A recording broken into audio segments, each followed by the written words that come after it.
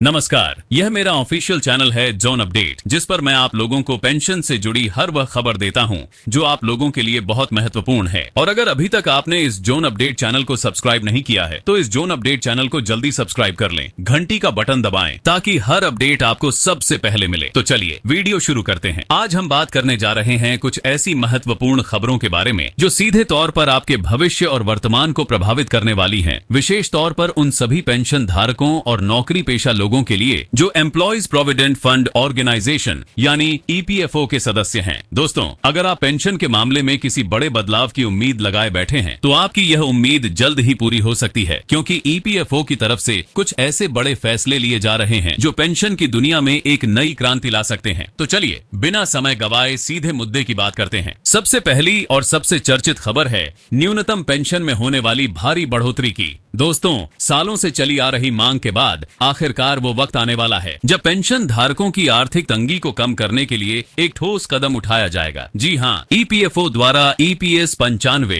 यानी employees pension scheme के तहत मिलने वाली न्यूनतम पेंशन को बढ़ाने पर गंभीरता से विचार चल रहा है। अभी तक पेंशन धारकों को न्यूनतम 1000 रुपए प्रतिमाह की पेंशन मिल रही है, जो आज के महंगाई के दौर में किसी भी तरह से पर्याप्त नहीं है। एक वृद्ध व्यक्ति के लिए डॉक्टर की फीस, दवाइयों का खर्च, रोजमर्रा की जरूरतें और घर चलाना इस 1000 रुपए में कर पाना लगभग नामुमकिन है। इसीलिए इस सीमा को बढ़ाकर 7000 रुपए प्रतिमाह किए जाने की तैयारी है, यानी वर्तमान पेंशन से 7 गुना अधिक। यह केवल एक आंकड़ा भर नहीं है, बल्कि लगभग 60 लाख से अधिक पेंशन भोगियों के जीवन स्तर में सुधार की एक नई उम्मीद है। इस बदलाव का सीधा लाभ उन लाखों लोगों को मिलेगा जिनकी पेंशन की रकम अब भी बहुत कम है और जो महीने दर महीने आर्थिक संघर्ष कर रहे हैं। यह कदम केवल एक वित्तीय सुधार नहीं, बल्कि समाज के बुजुर्गों के प्रति एक सामाजिक जिम्मेदारी का निर्वाह भी है। लेकिन सवाल यह उठता है कि यह बदलाव आखिर कब तक होगा। दोस्तों, माना जा रहा है कि आने वाले वित्तीय वर्ष में इसे लागू किया जा सकता है। इसके लिए श्रम मंत्रालय और ईपीएफओ के बीच चर्चाएं तेज हो चुकी हैं। साथ ही विभिन्न कर्मचारी संघों द्वारा लंबे समय से इस मांग को उठाया जा रहा है, जिसके बाद अब सरकार ने इस ओर ध्यान देना शुरू किया है। यह संशोधन साल 2014 के बाद पहली बार होगा, जो इसे और भी महत्वपूर्ण बनाता है। इसके अलावा महंगाई भत्ते यानी डीए के समायोजन की प्रक्रिया में भी बदलाव की बात चल रही है। अब इसे अखिल भारतीय उपभोक्ता मूल्य सूचकांक से जोड़ा जाएगा, जिससे पेंशन धारकों को महंगाई के अनुरूप और बेहतर राहत मिल सकेगी। इसका मतलब यह है कि भविष्य में जब भी महंगाई बढ़ेगी, पेंशन राशि में स्वचालित रूप से समायोजन होगा, ताकि पेंशन भोगियों की क्रय शक्ति बनी रहे। यह एक बहुत ही प्रगतिशील कदम साबित हो सकता है। अब बात करते हैं दूसरे बड़े बदलाव की, जो है डिजिटल क्रांति की। दोस्तों, आज का दौर डिजिटलाइजेशन का दौर है और ईपीएफओ भी इससे अछूता नहीं है। अब वह दिन लद गए हैं जब पेंशन के लिए कई बार दफ्तरों के चक्कर लगाने पड़ते थे, कागजों का ढेर लगाना पड़ता था और महीनों इंतजार करना पड़ता था। ईपीएफओ ने अपनी सभी सेवाओं को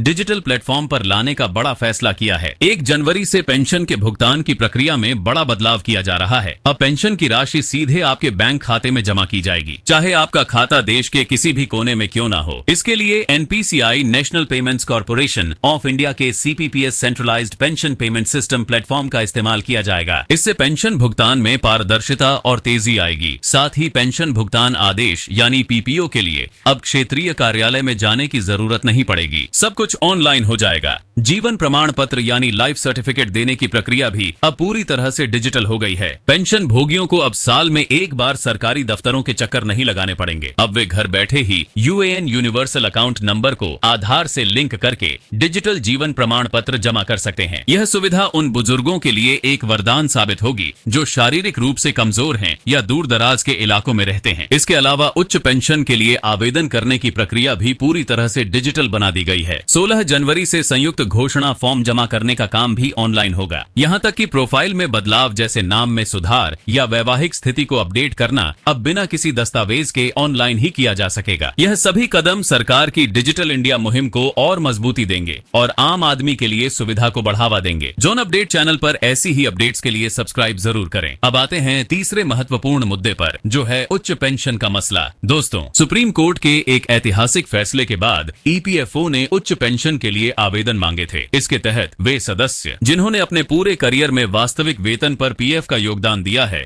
वे सेवानिवृत्ति के बाद उसी के अनुरूप उच्च पेंशन के हकदार बन सकते हैं। पहले पेंशन की गणना के लिए अधिकतम वेतन सीमा 15,000 रुपए प्रति माह थी, लेकिन अब सर्वोच्च न्यायालय के आदेश प्रवेश के बाद पेंशन की गणना वास्तविक वेतन के आधार पर की जाएगी। ईपीएफओ द्वारा इस दिशा में तेजी से काम किया जा रहा है। रिपोर्ट्स के मुताबिक जुलाई 2025 तक उच्च पेंशन के लिए मिले 15,24,000 से अधिक आवेदनों में से 38% से ज्यादा आवेदनों का संशोधन किया जा चुका है। इनमें से 2,285 से अधिक पेंशन भुगतान आदेश भी जारी किए जा चुके हैं। साथ ही लगभग 1,65,000 सदस्यों को अतिरिक्त राशि जमा करने के लिए डिमांड नोटिस भेजी गई है। इसका सीधा सा मतलब है कि हजारों लोगों की पेंशन में बढ़ोतरी होने वाली है, जिससे उनकी सेवानिवृत्ति की जिंदगी और आरामदायक हो सकेगी। एक और अहम बात यह है कि अब प्रारंभिक निकासी यानी अर्ली विड्रॉल की आयु सीमा को भी घटाकर 50 वर्ष कर दी गई है। पहले यह सीमा 58 वर्ष थी। इससे उन कर्मचारियों को लाभ मिलेगा जो किसी कारणवश 50 साल की उम्र के बाद नौकरी छोड़ना चाहते हैं और अपनी पीएफ राशि निकाल सकते हैं। लेकिन दोस्तों, इन सभी सकारात्मक खबरों के बीच एक ऐसी खबर भी है जिस पर आपको सावधान रहने की जरूरत है। सोशल मीडिया और व्हाट्सएप पर एक मैसेज तेजी से वायरल हो रहा है, जिसमें दावा किया जा रहा है कि अगर पेंशन भोगी 28 जुलाई तक कोई फॉर्म नहीं भरते हैं तो उनकी पेंशन बंद कर दी जाएगी। दोस्तों, यह पूरी तरह से गलत और भ्रामक जानकारी है। पीआईबी यानी प्रेस इंफॉर्मेशन ब्यूरो ने इसका खंडन किया है। ऐसी कोई डेडलाइन नहीं है। सही जानकारी केवल ईपीएफओ के आधिकारिक पोर्टल या ई गवर्नेंस ऐप उमंग पर ही उपलब्ध है। अगर आपको अपनी पेंशन या पीएफ बैलेंस के बारे में कोई जानकारी चाहिए तो आप आधिकारिक वेबसाइट पर जाएं या फिर 0122901406 नंबर पर मिस कॉल देकर अपना बैलेंस पता कर सकते हैं। कृपया ऐसी फर्जी खबरों पर ध्यान न दें और केवल आधिकारिक स्रोतों से ही जानकारी प्राप्त करें। जोन अपडेट पर ऐसी सच्ची खबरें सबसे पहले पाएं। सब्सक्राइब करें। अब बात करते हैं एक और बड़े प्रस्ताव की, जो भविष्य में ईपीएफओ के दायरे को काफी बढ़ा सकता है। दोस्तों, वर्तमान में ईपीएफओ के तहत अनिवार्य सदस्यता के लिए वेतन सीमा 15,000 रुपए प्रतिमाह निर्धारित है। यानी अगर किसी कर्मचारी का बेसिक सैलरी और डीए 15,000 रुपए प्रतिमाह से कम है तो उसका पीएफ और पेंशन खाता अनिवार्य रूप से खोला जाता है। लेकिन 15,000 रुपए से ज्यादा वेतन वाले कर्मचारी के लिए यह वैकल्पिक हो जाता है। अब इस सीमा को बढ़ाकर 25,000 रुपए प्रतिमाह किए जाने का प्रस्ताव है। मनी कंट्रोल नामक एक समाचार पोर्टल की रिपोर्ट के अनुसार ईपीएफओ इस प्रस्ताव पर गंभीरता से काम कर रहा है। अगर यह प्रस्ताव मंजूर हो जाता है तो इसके बहुत व्यापक परिणाम होंगे। सबसे पहले तो लगभग 1 करोड़ अतिरिक्त श्रमिक ईपीएफओ के सामाजिक सुरक्षा जाल के दायरे में आ जाएंगे। यह भारत के सामाजिक सुरक्षा ढांचे को मजबूत करने की दिशा में एक बहुत बड़ा कदम होगा। श्रमिक संघ लंबे समय से इसकी मांग कर रहे हैं। उनका तर्क है कि महानगरों में बढ़ते वेतन स्तर को देखते हुए वर्तमान सीमा पुरानी पड़ चुकी है। इस बदलाव से न केवल अधिक लोगों को सामाजिक सुरक्षा का लाभ मिलेगा, बल्कि ईपीएफओ का कोष भी काफी बड़ा हो जाएगा। फिलहाल ईपीएफओ लगभग 26 लाख करोड़ के विशाल कोष का प्रबंधन करता है, जिसमें लगभग 76 मिलियन सक्रिय सदस्य शामिल हैं। कोष के बड़े होने से निवेश के नए अवसर मिलेंगे और अंततः सदस्यों को बेहतर रिटर्न मिलने की संभावना भी बनेगी। साथ ही पेंशन के लाभों में भी सुधार हो सकता है। इसलिए यह प्रस्ताव नीतिगत स्तर पर एक महत्वपूर्ण बदलाव साबित हो सकता है। इन सभी बदलावों और प्रस्तावों को एक साथ रखकर देखें तो साफ है कि ईपीएफओ एक गतिशील और सदस्य केंद्रित संगठन के रूप में तब्दील हो रहा है। यह केवल एक कोष प्रबंधक बनकर नहीं रह गया है, बल्कि यह सामाजिक सुरक्षा के एक व्यापक ढांचे के निर्माण में लगा हुआ है। न्यूनतम पेंशन में बढ़ोतरी, ये बानी